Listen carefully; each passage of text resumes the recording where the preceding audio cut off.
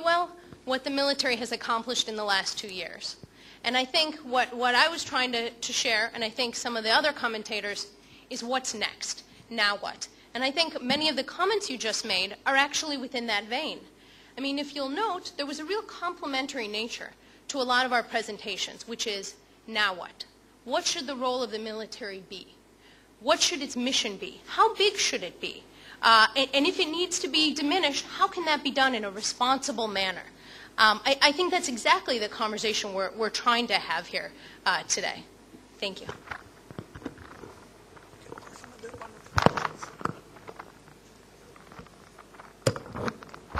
Thank you. Any more comments or questions, please?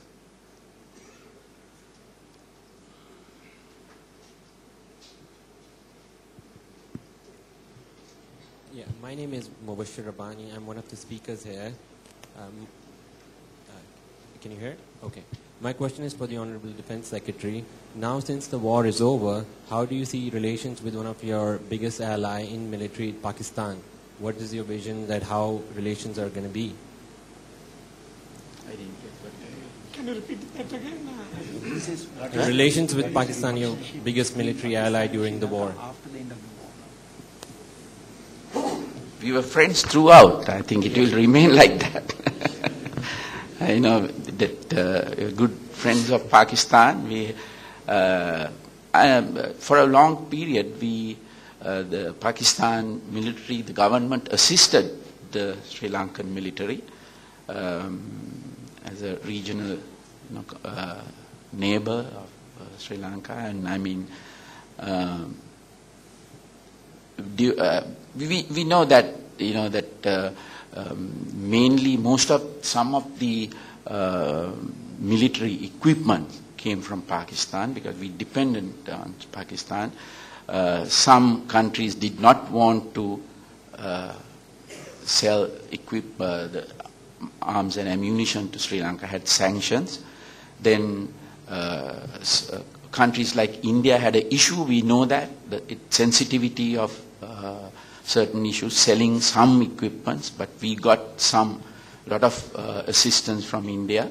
But some of the equipments we mainly got from Pakistan, and not only that, we had training, assistance in training. I can remember in 86, 87 period, there was a team from Special Forces in Sri Lanka stationed for 1.5 years. And they were with me actually at Saliyapura in Anuradhapura. Brigadier Tariq, famous Tariq Muhammad. And he was here. Then we used to send military officers, and myself also did 2 training courses. My first one was also from Rawalpindi School of Signals. We had a long standing relationship, and we need that support and relationship in future. Then it will remain like that. I think I must say that his General's presentation, now when you see his presentation, you could see the similarity of problems, because he has faced the problem. He was in the problem.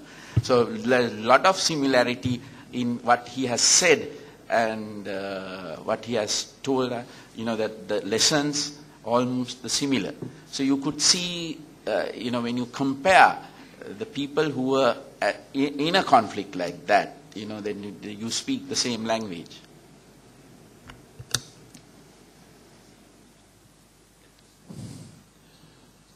Good afternoon, sir. I'm Mahinda Hatrusingha coming from Jaffna. So this is rather a comment than a question. To answer for the panel, some of us believe that the Sri Lanka army who fought the war and won the war had the same mentality of even now after winning the war.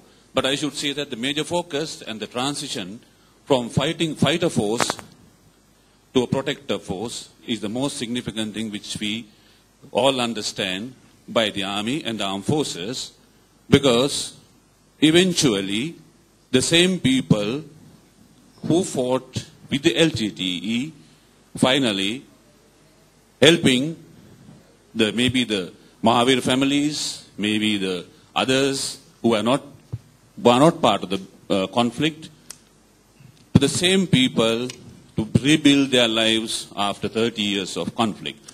So it is seen, probably those who are coming and visiting to those areas, how armed forces and the civilians work together to uplift the standards of living and of the livelihood programs. As quite rightly mentioned by the governor, Northern Province, we are doing a lot of work towards in this endeavor.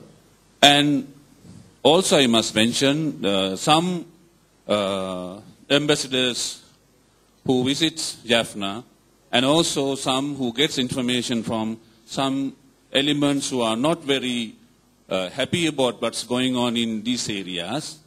They carry the wrong message saying that the real activities which are being taking place in Jaffna is not filtered to other part of the world. Of course, to some countries, as Professor Rohan Gulnanda said, I think a real communication strategy is really, really necessary, because diaspora, especially I am talking about the all those Tamils who are living in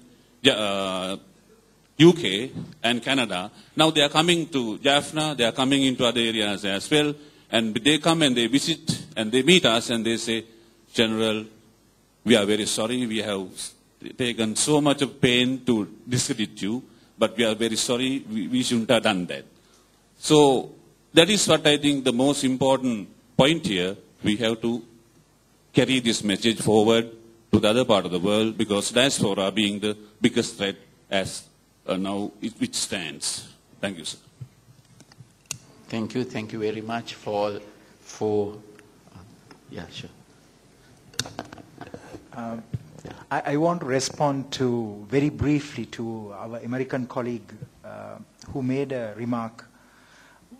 It is based very much on my personal observations. I could be wrong, but it's just the individual's opinion. So I would like you to consider this as you return back to your beautiful country. The war with the LGBT destroyed a lot of infrastructure. And the civilian infrastructure that was there was also very severely damaged, because there was 30 years of war.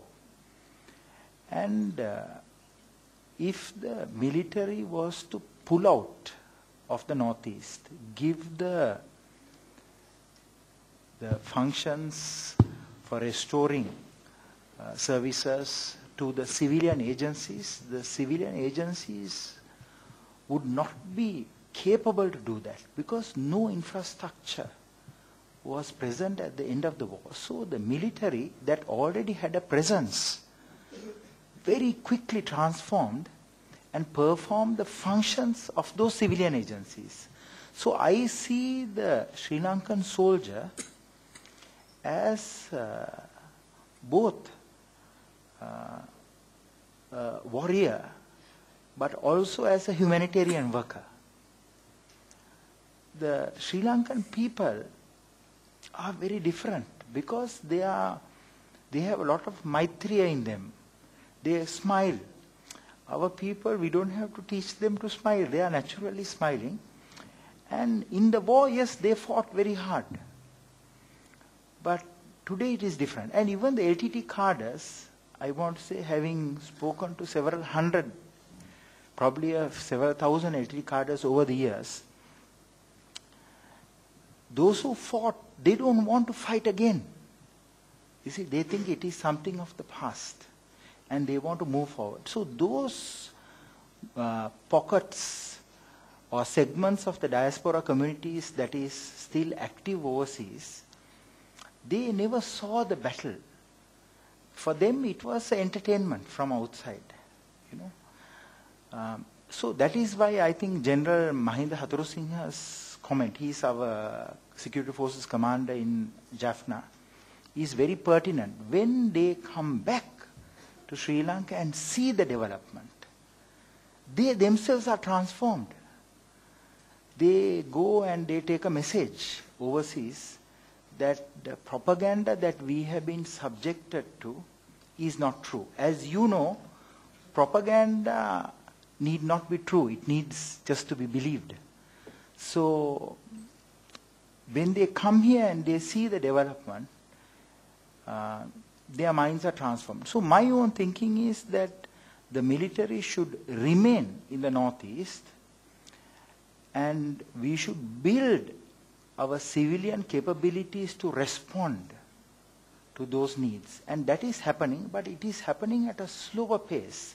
It is because the military was able to transform very quickly and deliver those civilian functions. I think for the civilian institutions to come up, it will take more time. It will require more assistance from the international community for that assistance. And I want to specifically refer to the assistance given by the US State Department. US State Department from 1995 to 1998 provided demining training to our Army engineers. And our Army engineers, of the demining operations that have been done, 90% of the demining has been done by the Army, 10% by NGOs. So you can see the capability of the military versus those NGOs. So my own thinking, my own assessment is that there will be, the military functions will be handed over to the civilian agencies, but those agencies have to become robust, have to become strong. They need more assistance. And I only hope that assistance will come. I thank you. I'd just like to reiterate that it's communications is the big problem here. In that you know what you're doing in Jaffna, but the rest of the world doesn't. And to a certain extent, that comes down to the ministers, that comes down to the politicians, to actually get that message across. If you go to Baghdad or Basra or some of the other Iraqi states, they still don't have electricity. They still don't have water. They still don't have basic facilities. Many years after we've left, what you're doing is, you may have been the ones that actually destroyed the infrastructure in the first place, but at least you're putting it back together again. And I've learned more about the counter to the propaganda since I've been here. So I agree with Mara. I think we're all coming at this from the same angle, which is we've got to get the message out from here to the international community. At the moment, the opposing forces, if you like, have got the propaganda war. They're winning it. And what you guys have got to do is take that back. And the only way to do that is through communications.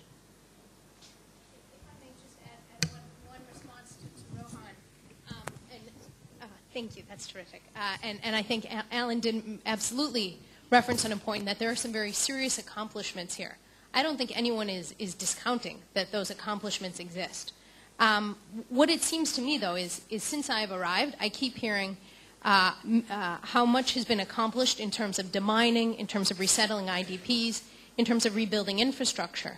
And the impression I've gotten from everyone is that that's almost finished. Well, if that's almost finished, now what? What should the military's role now be?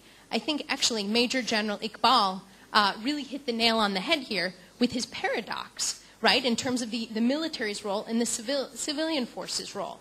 And I don't know if he wants to speak further about it, but at least the way I was understanding that is that this is a slow process, but not too slow. And it's very difficult to try to strike that balance, but it is a necessary one. Thank you.